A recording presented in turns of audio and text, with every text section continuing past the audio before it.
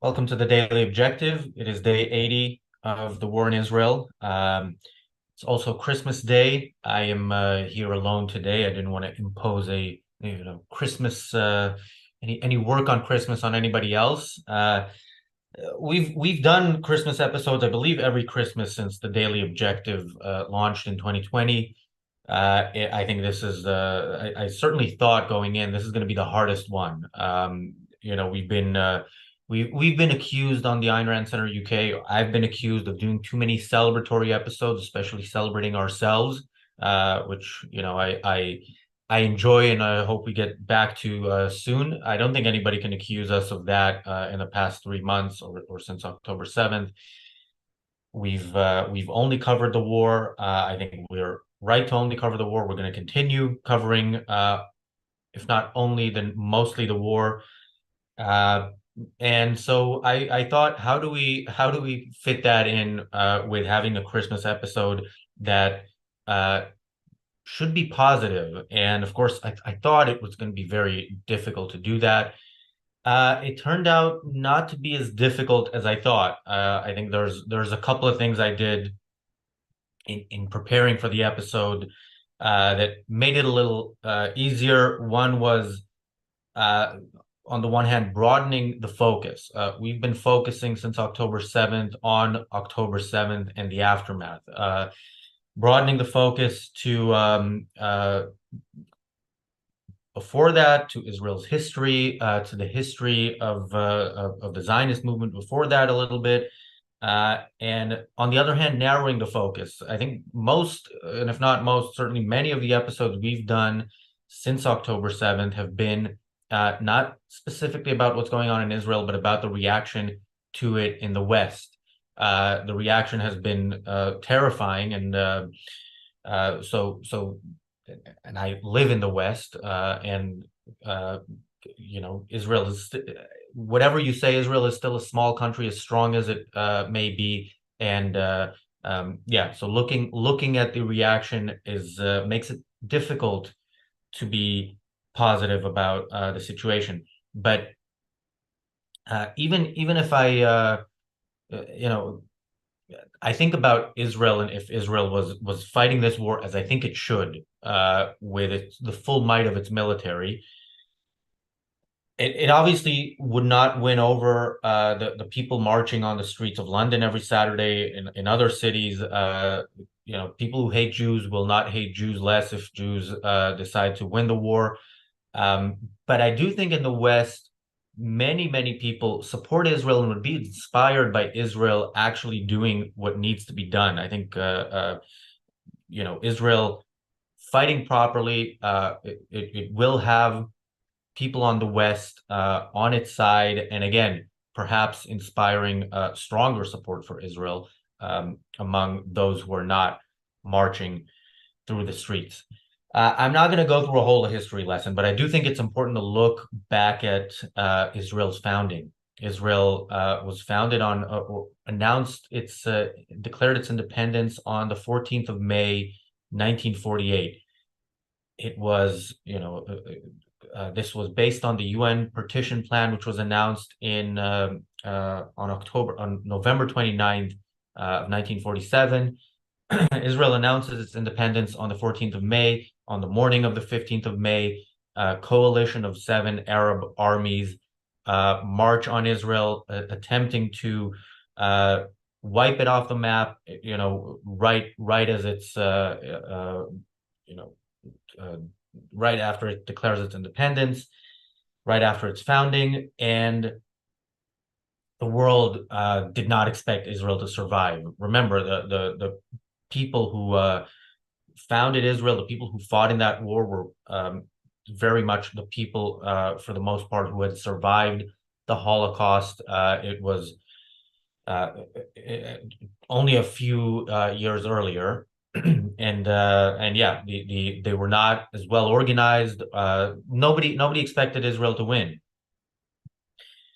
And when you look at the first of all, back to November 29th, 1947, the Jews in the Zionist movement were happy at the UN partition plan, which gave some of the land in the mandatory Palestine to the Jews to form their own country, and some to the Arabs to form another Arab country. The Jews celebrated because it gave them a Jewish state. The Arabs were outraged because it gave the Jews a state.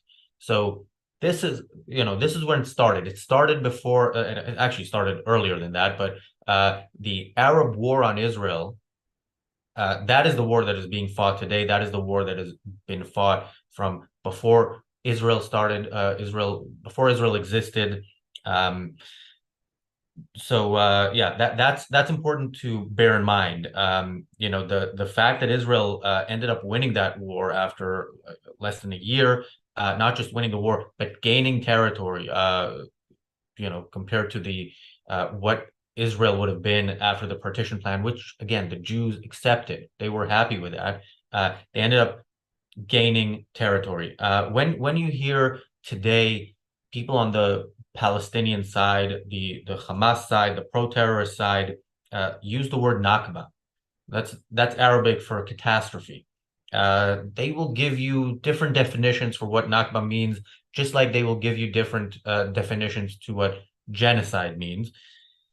What the nakba is actually in reference to is the fact that the attempt to wipe the Jews off the map, wipe the Jewish state off the map, ensure that there are no Jews from the river to the sea. The fact that that attempt failed, that was the Nakba. That was the catastrophe for the Arabs. That is the catastrophe today for the Palestinians, for the people who support them. Yeah, don't let them tell you anything else. That is what they mean, and that is what they want today.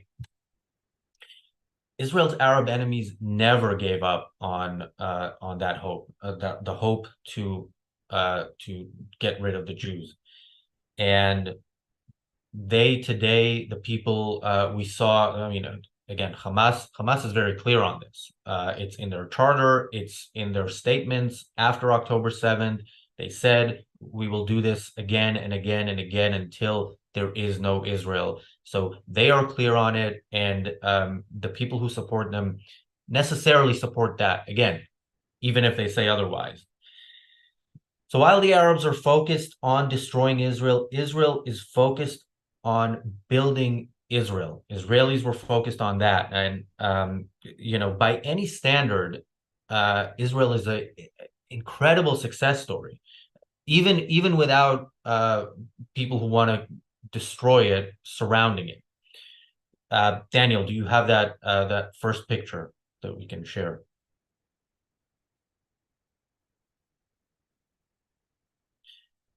So this is some land in what is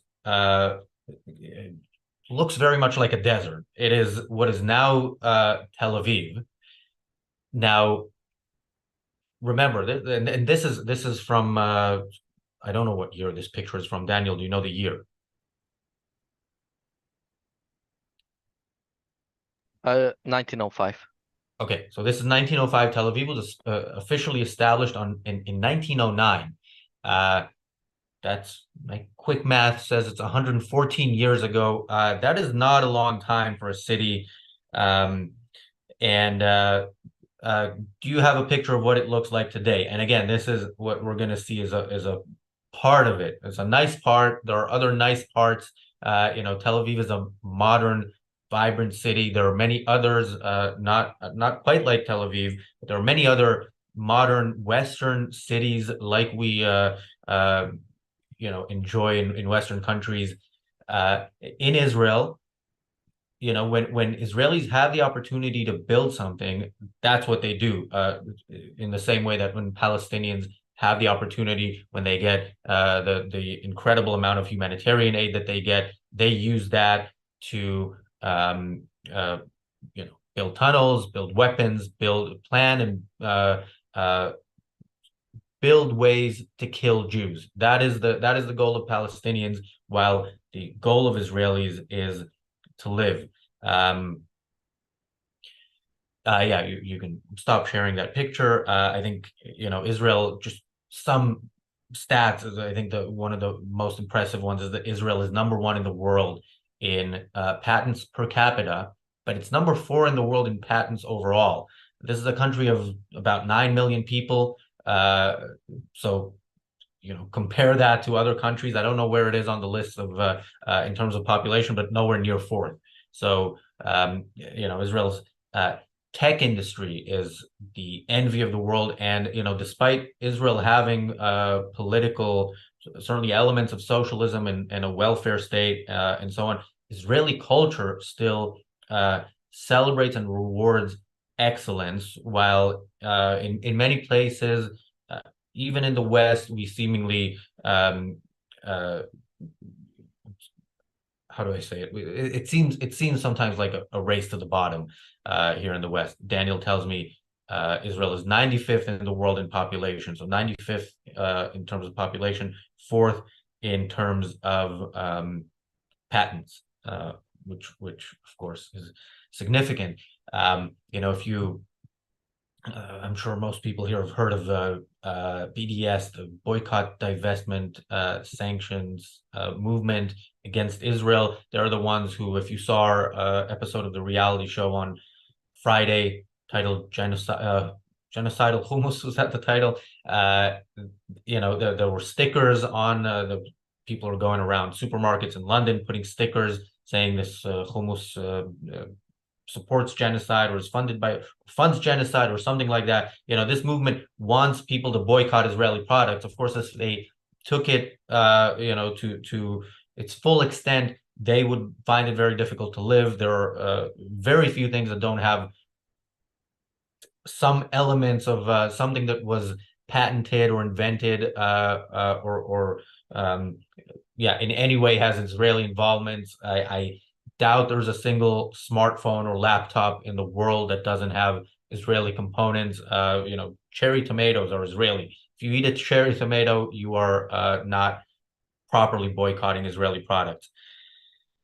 And so that's what Israel is, and again, that's what Israel is, despite being surrounded by enemies that want nothing but to kill Israelis. So Israel does this while having to constantly protect itself and its citizens from savages.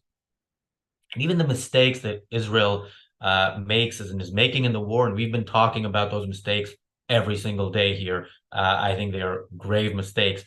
Even they come from, in many cases, from something positive. Certainly the desire to save the hostages is comes from valuing life. Even the desire, which again I very much am opposed to avoid civilian casualties on the Palestinian side, which of course tells Hamas, hide behind civilians and you're safe.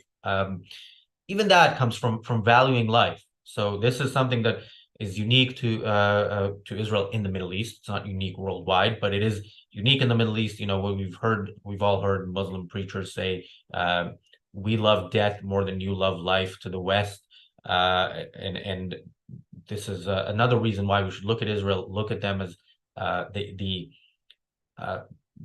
last line of defense, I think, is what Barry Weiss described, actually, the Jews in every culture, but specifically, this is certainly true of Israel. And and again, so I think this is why everybody who values life not only should, but does support Israel, and Israelis should know this. There's fewer of us march through the streets, blocking them, making noise, even when there are pro-Israel protests. They're not promoted as much, I'll put it that way, on mainstream news in the West, because certainly academia, the media, and many in the political class are on the pro-Palestinian side, but many in the culture realize, Israel are the good guys in the Middle East, and certainly, if you ask anybody, where would you rather live? I don't think anybody would say Gaza, even if Israel isn't bombing Gaza. I will say again, this episode doesn't mean I'm not pessimistic, as I've been saying these past few months. I am pessimistic, but I do think it is not impossible for Israel to save itself. I think the people of Israel know, for the most part, they need to get rid of their leaders and replace them with leaders who are prepared to fight the war, and I think if to fight it fully. And I think if Israel does that, the people of Israel certainly have the resilience to endure whatever the costs are of winning the war, the diplomatic costs, or certainly economic costs. Many in the world will be angry. Again, I think many will be inspired, but many will be angry, and it will come at a price. I think the price for not winning the war is heavier than the price of economic sanctions. So I certainly hope Israelis, take this message and consider how this should be done, and it will be worth it in the long run. Before I wrap up, thank you, Bonnie, for the super chat. Thank you, everybody, for engaging in the chat. I did ask people to do that, but I am also trying to do the show, and some people are better at paying attention to the chat while doing a solo episode than I am. Thank you, Gail, for the super chat.